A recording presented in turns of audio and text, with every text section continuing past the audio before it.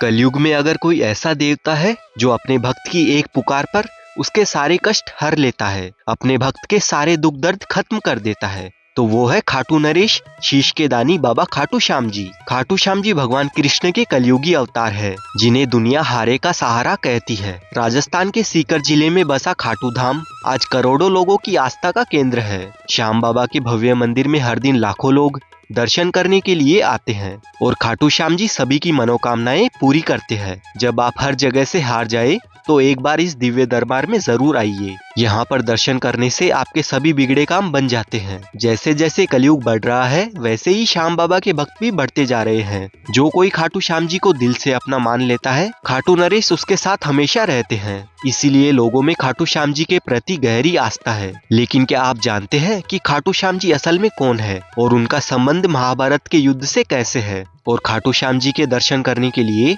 आप कैसे आ सकते हैं? मंदिर में दर्शन करने के बाद आप और कौन कौन से दर्शनीय स्थलों पर जा सकते हैं? खाटू में रहने की और खाने पीने की क्या क्या सुविधा उपलब्ध है? कितना आपका यहाँ पर खर्चा हो सकता है? दर्शन और यात्रा में आपको किन किन बातों का विशेष ध्यान रखना है? इस खाटू श्याम जी की यात्रा में हम आपको संपूर्ण जानकारी देने वाले हैं। तो वीडियो शुरू करने से पहले खाटू नरेश की जय। और अगर आप खाटू श्याम जी ऑलरेडी जाकर आए हैं तो कमेंट में अपना एक्सपीरियंस जरूर शेयर कीजिए। खाटू श्याम जी के मंदिर तक आने के लिए आप ट्रेन के थ्रू सबसे पहले रिंगस जंक्शन तक आ जाइए। रिंगस जंक्शन खाटू का सबसे पास वाला रेलवे स्टेशन है। लेकिन अगर आपको यहाँ से रिंगस के लिए डायरेक्ट ट्रेन नहीं मिलती है तो आप जयपुर जंक्शन पर भी आ सकते हैं। जयपुर जंक्शन पर आने के बाद आप चाहे तो ट्रेन से रिंगस तक आ जाए या फिर जयपुर रेलवे स्टेशन से मेट्रो या ई रिक्शा से 10 रुपए देकर सिंधी कैंप बस स्टैंड तक आ जाए। यहाँ से आपको खाटू जाने के लिए सुबह 5 बजे से राजस्थान रोडवेज की बसेस और प्राइवेट बसेस मिल जाती है, जिनका किराया 100 रुपए से लेकर 120 रुपए तक होता है। जयपुर से खाटू 80 किलोमीटर के डिस्टेंस पर है और बस में 2 घंटे के सफर के बाद बस आपको खाटू के बस स्टैंड पर पहुंचा देती है।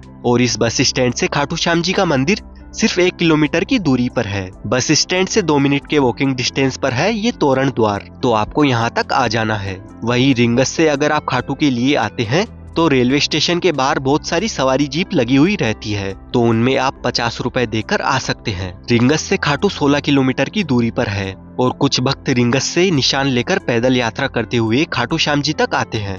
यहाँ पर श्याम बाबा के भक्त नाचते गाते खूब एंजॉय करते हुए डांस करते हैं। दोस्तों यहाँ पर आप एक बात ध्यान रखना, तोरण द्वार के पास कुछ महिलाएं आपको जबरदस्ती टीका लगाएंगी और बाद में आपसे कुछ पैसों की मांग करेंगी, तो आप उनसे बचकर रहना। अगर आपकी इच्छा होगी तभी टीका लगवाना। फाल्गुन महीने के मेले के दौरान और 11 के दिन यहाँ पर पैर रखने की जगह नहीं होती है। फाल्गुन महीने के लक्खी मेले में 10 लाख से ज्यादा लोग हर दिन यहाँ पर आते हैं। लक्खी मेले का मतलब होता है एक ऐसा मेला जिसमें लाखों श्रद्धालु आते हैं, और ये मेला हर साल फरवरी से मार्च में लगता है, जो काफी भव्य और दिव्य होता है। मेले के टाइम सभी लोगों को रिंगस से खाटू श्याम जी तक 18 किलोमीटर की पैदल यात्रा करनी होती है, क्योंकि भीड़ की वजह से आने जाने वाले सभी व्हीकल्स को बंद कर दिया जाता है। लोगों का विश्वास है कि यहाँ आने वाला कोई भी व्यक्ति खाली हाथ नहीं लौटता है, इसीलिए खाटू श्याम जी को लगदातार भी कहा जाता है। मंदिर की ओर जाते वक्त आपको रास्ते में बहुत सारी प्रसाद की दुकानें नजर आएगी, लेकिन दोस्तों मंदिर के अंदर खाटू श्याम जी को प्रसाद नहीं चढ़ाया जाता है। हाँ, पहले 3-4 साल पहले चढ़ाया जाता था, पर अभी नहीं चढ़ाया जाता है। तो बिना मतलब आप प्रसाद मंदिर के अंदर मत लेकर जाना। लेकिन अगर आप प्रसाद के तौर पर अपने घर पर कुछ लेकर जाना चाहते हैं तब प्रसाद खरीद लेना। वहीं अगर आप मेरी माने तो मंदिर में दर्शन करने के बाद प्रसाद की जगह यहाँ पर आप खाटू श्याम जी की फोटो या मूर्ति अपने घर के लिए लेकर जा सकते हैं। और यहाँ से कुछ देर चलते चलते हम आ जाते हैं श्याम कुंड के पास में। और मान्यता है कि खाटू श्याम जी के दर्शन करने से पहले सभी भक्त मंदिर के पास में बने इस श्याम कुंड में स्नान करने के बाद ही खाटू श्याम जी का दर्शन करने के लिए जाते हैं। लेकिन अगर आप यहाँ पर ऑलरेडी स्नान करके आए हैं तो इस कुंड में स्नान करने की बजाय आप हाथ मुंह धोकर भी मंदिर में प्रवेश कर सकते हैं।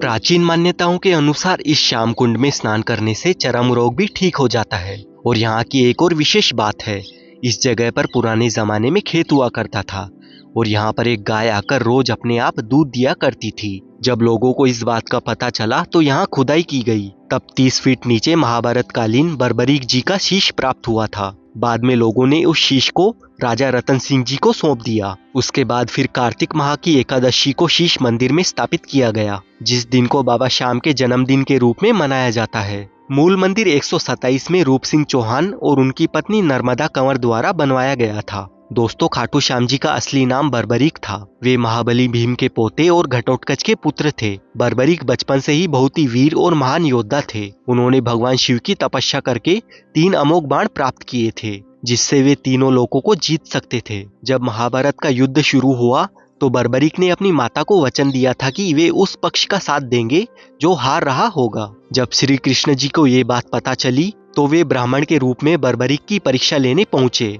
श्री कृष्ण जानते थे कि अगर बर्बरीक ने कौरवों का साथ दिया तो पांडवों की हार निश्चित है। तब श्री कृष्ण ने दान में बर्बरीक से उसका शीश मांग लिया। बर्बरीक ने एक पल भी नहीं सोचा और अपना शीश काटकर श्री कृष्ण के चरणों में रख दिया। इस बलिदान को देखकर श्री कृष्ण ने उन्हें वरदान दिया और कहा कि हे वीर, कलयुग में तुम मेरे नाम से पूजे जाओगे। जो भी भक्त सच्चे दिल से तुम्हारे दरबार में आएगा, तुम उसकी हर मनोकामनाएं पूरी करोगे, और जो भी भक्त हार रहे हैं उनका तुम सहारा बनोगे। इसीलिए खाटू श्याम जी को हारे का सहारा, बाबा श्याम हमारा, ये भक्ति भाव से कहा जाता है।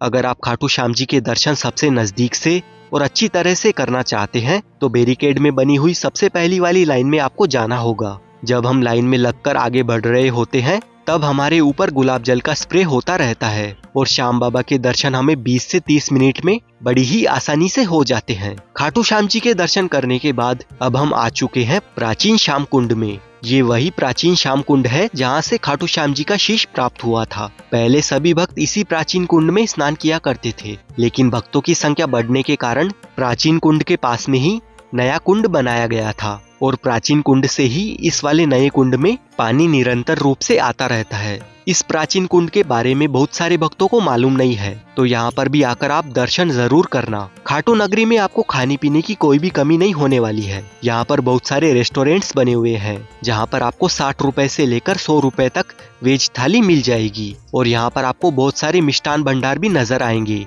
जहाँ से आप मिठाई, चूरमा, रबड़ी, मालपुए, मावा कचौड़ी जैसे व्यंजन खा सकते हैं। अगर आप श्याम बाबा के दरबार में रुकना चाहते हैं तो खाटू में बहुत सारे होटल्स और धर्मशालाएं बनी हुई है जहाँ पर आप अपनी पूरी फैमिली के साथ रुक सकते हैं। अगर आप सिंगल पर्सन है तब भी रुक सकते हैं। यहाँ पर नाइट 500 रुपए से लेकर 1500 रुपए तक आपको एसी नॉन एसी होटल्स में रूम मिल जाते हैं, और धर्मशाला में तो आप और भी कम रुपयों में रुक सकते हैं। अगर आप खाटू श्याम जी की यात्रा एक ही दिन में करते हैं तो आपका 400 रुपए से लेकर 600 रुपए तक का खर्चा आ सकता है।